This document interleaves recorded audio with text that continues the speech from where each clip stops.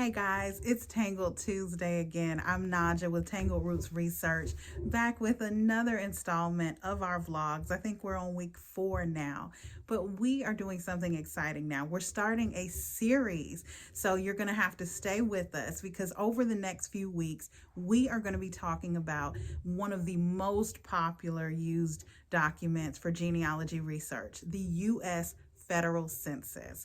There's so much information to glean from this document or this series of documents that I absolutely cannot get it into one short video. We try to keep these fairly short, and I could talk about that literally for hours. So today we're going to start with the basics, and then the next few weeks we're going to talk about some of the special things that make each census a little bit different. But first, let's just start with the background. The first U.S. Census was done in 1790. And if you are looking, you're trying to find your ancestor. So you're looking for someone often by name. It's important to know that between 1790 and 1840, only the heads of household are listed by name. The other family members or any other inhabitants of the house are only listed with a mark to indicate their gender and their age. So if you're looking for someone and they're not the head of household, you won't concretely find them there, but you can definitely speculate. So it's really important to know that those years, 1790 to 1840, you may not find them by name. But the census is done every 10 years, so you do have an opportunity to find them in 1850. So hopefully if that person is still living, you can find them by name in 1850 when everybody is listed as an individual by name, age, gender, their employment status, oftentimes their literacy status. These things you're going to find there starting in 1850 for everyone in the household. Now, 1850, 60, and 70, though, the relationship to the head of household is not detailed there. So that's important to know as well, because just because someone is in the house does not make them a relative.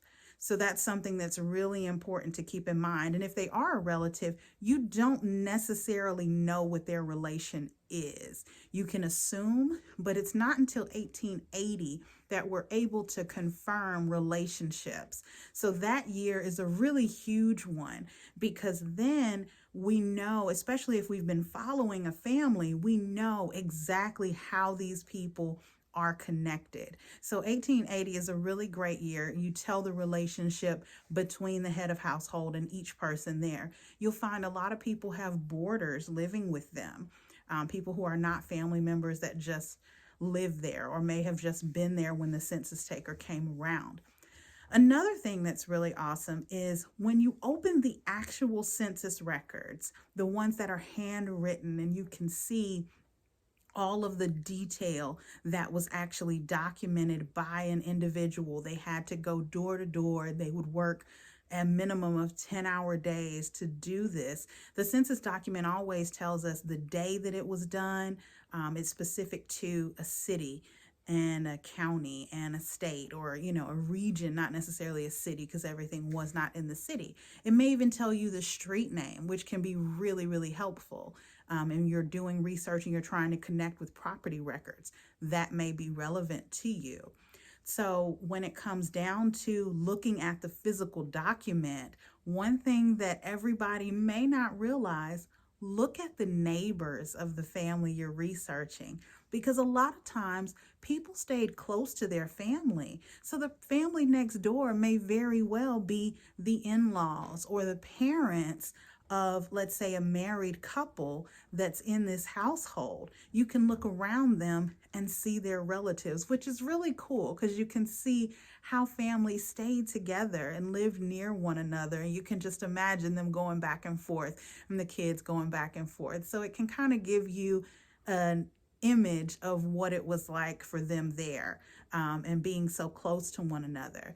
Also, if you have questions about if a wife, for example, is from a particular family, her relatives may live close by, especially when people have similar names. Sometimes you're not sure which one is the right person. If you have a Sarah Jacobs and a Sally Jacobs, or a Sarah Jacobs and a Sarah Freeman, and you're not sure exactly which one is the right one, looking at this record may tell you, oh, her family is right next door.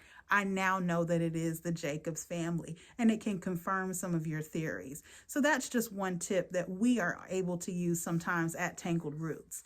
Another thing to be mindful of is the census does list race. However, the race category changes from year to year, and the way that it is collected changes as well. People are not able to report their own race until 1960, I believe. Prior to this, it's up to the census taker to denote the race of a family. And even in the 1930 instructions, it tells you someone who is of mixed race, if they are black and white or black and indigenous, they are to be classified as Negro. Or if you are of indigenous background mixed with white, you are listed as indigenous. So the only people who, according to the census taker's instructions, should be listed as white are those who are exclusively white, not of mixed race. So that's something to definitely keep in mind, because a lot of families have an oral history of having Native American roots and indigenous roots. And it doesn't mean that you don't just because you see a record that says that this person was Negro.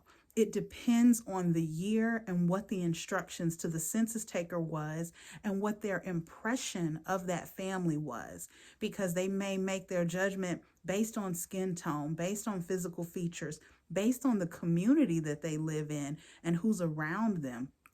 Any of these factors can impact their decision and how they document it, and it may not be accurate. It's the best that we have to utilize, but it may not be accurate. So do keep that in mind when you're looking at these really, really detailed documents. So the census record is so all-encompassing and really, really helpful to get an idea, especially if you can follow a family from year to year. You can see how they've grown, who's been born. You can see who's passed away. Is this couple still married, or is someone widowed? Are they now divorced? You can look at the changes in that family over the years. And sometimes you can get an added bonus where a sibling moves in, or a parent moves in and the children are there with their grandparents. So you may have a glimpse, especially in some of those older records, someone that you wouldn't have been able to find. You may find them in the household in a census record, and now you have confirmation of who someone's parent is. So the census record is absolutely one of the most critical documents to use when you're doing family history research. And like I said, it contains so much information. And we're going to be talking about some unique little fun things, I'll say, that make each year a little different, because they do ask different questions. But the basic information from year to year, every 10 years, is pretty consistent. Once they start naming everybody by their first and last name, you're going to have that. You're going to have their gender, what their occupation is. You're going to have oftentimes their parents' birth locations, what state they were born in, what their literacy level is. All of these things can really give you a great picture of these people that are in your past and what their life was like, what their day-to-day, what their community looked like, who was around them, who were their neighbors, who was in their house, did they have boarders living with them, were they combined families, so many different things. And like I said, I could go on and on. We're already way over our normal time, so I'm going to stop here, but please come back next week. I'll have so much more for you over the next few weeks, so hang out with us.